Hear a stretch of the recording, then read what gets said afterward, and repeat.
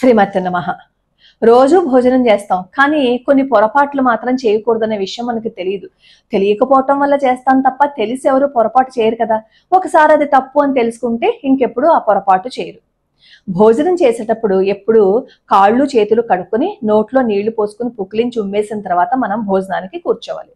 ఇంకా స్కూలుకి వెళ్ళినప్పుడు, ఆఫీసులకు వెళ్ళినప్పుడు ఇవన్నీ కుదరవు. స్కూల్లోనూ ఆఫీసుల్లోనూ వదిలేసేయండి, ఎందుకంటే అక్కడ అవన్నీ కుదరవు. షూలు చెప్పులు విప్పాలి అంటే ఆ టీచర్లు కొడతారు ముందు పిల్లల్ని. ఇంట్లో మాత్రం పిల్లలు భోజనం చేసినా, పెద్దవాళ్ళు భోజనం చేసినా కాళ్ళు చేతులు కడుక్కుని నోట్లో నీళ్లు పోసుకుని పుక్కిలించి ఉమ్మేసిన తర్వాత భోజనం చెయ్యాలి. ఆరోగ్య పరిస్థితి బాగోలేని వాళ్ళ పరిస్థితి వదిలేసేయండి. ఆరోగ్యంగా ఉంటూ చక్కగా తిరిగే వాళ్ళు మాత్రం కొన్ని నియమాలు పాటించే తీరాలి. అలానే భోజనానికి మనం రాకముందే వడ్డించేస్తారు. వడ్డించేసి అన్నం వడ్డించేసాను రండి అని చెప్పి పిలుస్తారు. అలా ఎప్పుడూ పిలవకూడదు. అన్నం మన కోసం ఎదురు చూపు ఎప్పుడు చూడకూడదు. మనం వచ్చి కూర్చున్న తర్వాత మాత్రమే అన్నం వడ్డించాలి. అలానే అన్నం వడ్డించేటప్పుడు కూడా చాలా మంది కంచంలో ముందు అన్నం వడ్డించేస్తారు, ఆ తర్వాత ఆహార పదార్థాలు వేస్తారు. ఆ తప్పు ఎప్పుడు చేయకూడదు. ముందు ఆహార పదార్థాలు వడ్డించిన తర్వాత మాత్రమే అన్నాన్ని వడ్డించాలి.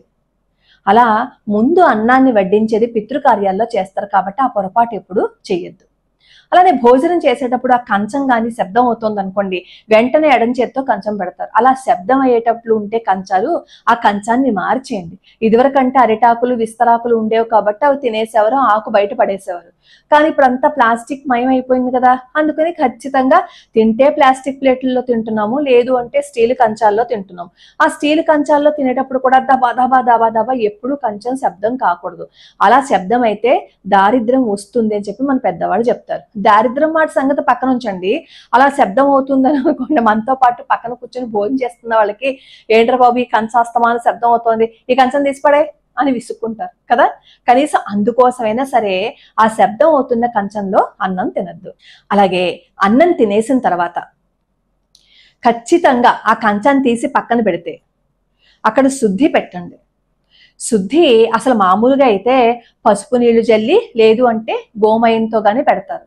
ఇప్పుడు గోమయం ఎక్కడి నుంచి తీసుకురావండి, మీరేమో శుద్ధి ఏమో గోమయంతో పెట్టమంటే అని అంటారు. కాబట్టి కనీసం పసుపు నీళ్ళు ఉంటాయి కదా ఇంట్లో, దాంతో పెట్టండి. పోని పసుపు నీళ్లు కూడా వద్దు, ఉత్తి నీళ్లు జల్లి అక్కడ మొత్తం మెతుకులన్నీ ఎత్తేసి శుద్ధి పెట్టేసి మళ్ళీ ఆ తర్వాత చేయి కడుక్కుని బట్ట తీసుకొచ్చి మళ్ళీ శుద్ధి పెట్టి మళ్ళీ ఒకసారి తుడవండి. ఎందుకంటే ఉత్తి కంచాన్ని గనక తినేసిన తర్వాత వెళ్ళిపోతే దరిద్ర దేవత అక్కడికి వచ్చి కూర్చుంటుందని చెప్తారు. దరిద్ర దేవత వచ్చి కూర్చుంటుందా లేదా పక్కన పెడితే ఆ మెతుకులన్నీ అక్కడ ఉండిపోతాయి. దాన్ని తొక్కుతాం, కాలంతా అసహ్యంగా అయిపోతుంది. ఆ కాళ్ళతో మంచాల మీద ఎక్కి తొక్కుతాం, అక్కడ బ్యాక్టీరియా వస్తుంది. ఆ బ్యాక్టీరియా ఉన్న మంచం మీద మనం పడుకుంటాం. అలా పడుకుంటే రోగాలు రావా? రోగాలు వచ్చాయంటే మనం డాక్టర్ చూపించుకోవాలా? డబ్బులు ఖర్చు అవుతాయా అంటే అర్థం ఏంటి? దరిద్ర దేవత వస్తుందనే కదా. అలా ఆలోచించండి అంతే తప్ప ఇవన్నీ మూర్ఖత్వము, ఈ ఛాందస భావాలన్నీ వదిలిపెట్టేయండి అని మాత్రం ఎప్పుడు ఆలోచించకండి. మన పెద్దవాళ్ళు చెప్పారు అంటే దానికి ఒక కారణం ఉండే తీరుతుంది, ఉండకుండా మాత్రం ఏది ఉండదు.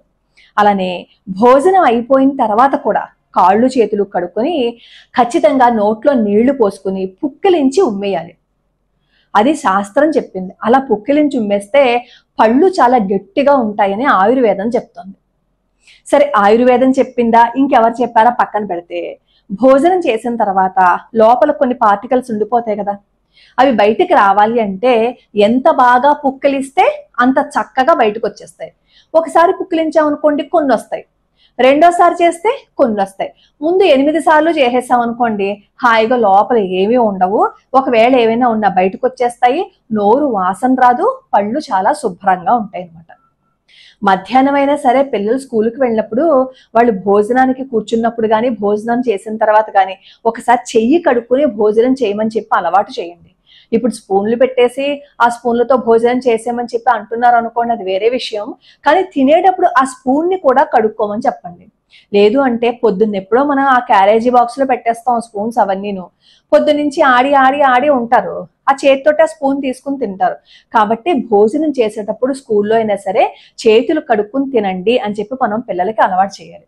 అలాగే ఇంట్లో అయినా సరే స్కూల్లో అయినా సరే పిల్లలు భోజనం చేసేటప్పుడు ఒకసారి అన్నపూర్ణ అమ్మవారిని స్మరణ చేసుకోమని చెప్పి చెప్పండి. బ్రహ్మార్పణం బ్రహ్మ హవిర్ బ్రహ్మాగ్నో బ్రహ్మణాహుతం బ్రహ్మైవ తేన గంతవ్యం బ్రహ్మకర్మ సమాధినా అహం వైశ్వానరో భూత్వా ప్రాణినాం దేహమాశ్రితః ప్రాణాపాన సమాయుక్తః పచామ్యన్నం చతుర్విధం. లేదు అంటే ఈ శ్లోకాలు చదవమనండి. శ్లోకం చదివే సమయం స్కూల్లో ఉండదు కాబట్టి కనీసం అన్నపూర్ణ అమ్మవారికి నమస్కారం పెట్టుకుని, తల్లి మీ దయవల్ల నేను తింటున్నాను అని చెప్పి పిల్లలకి చెప్పండి. అలా స్మరణ చేసుకుని మీరు తినండి అని చెప్పండి. మంచి అలవాట్లు మనం చెప్పిన వెంటనే వాళ్ళు పాటించకపోవచ్చు, కానీ చెప్పంగా వాళ్ళు ఖచ్చితంగా వింటారు. కొన్ని అలవాట్లని మార్చుకుంటే మన జీవితమే బాగుంటుంది. ఎవరి కోసం మనం మార్చుకోక్కర్లేదు కదా. మన జీవితం బాగుండాలని, లక్ష్మీదేవి మన ఇంట్లో తాండవించాలని, మన అందరి ఆరోగ్యాలు బాగుండాలని పూజలు అవన్నీ చేస్తుంటాం కదా. దీంతో పాటుగా మనం పాటించవలసినవి పాటిస్తేనే ఆరోగ్యంగానూ ఉండగలుగుతాము, శుభ్రంగానూ ఉంటుంది. ఎప్పుడైతే మన ఇల్లు శుభ్రంగా ఉంటుందో లక్ష్మీదేవి వచ్చి కూర్చుంటుంది అనమాట. మళ్ళీ ఇంకొన్ని నియమాలని తర్వాతి వీడియోలో తెలుసుకుందాం. లోకా సమస్తా సుఖినో భవంతు, సర్వే జనా సుఖినో భవంతు.